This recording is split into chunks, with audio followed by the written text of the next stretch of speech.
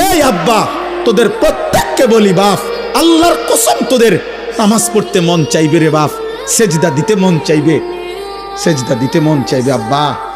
হাসরের ময়দানে হলেও সেদিন মন চাইবে খুব, যে আল্লাহ আপনি একটু সুযোগ দেন না রে মাওলা, একটা সেজদা দেই আপনারে, একটা রুকু করি মাওলা।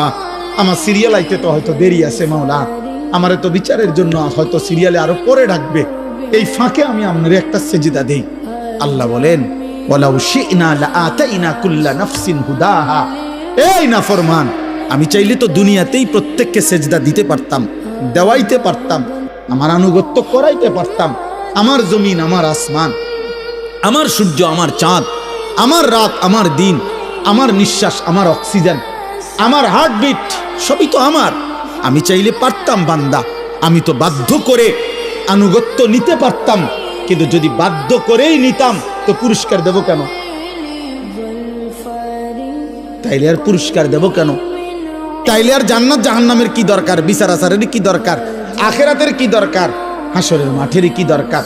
কারণ আমি যাকে বাধ্য করাইয়া সেজদা করাইছি, তো সেখানে তোমার কৃতিত্ব কি?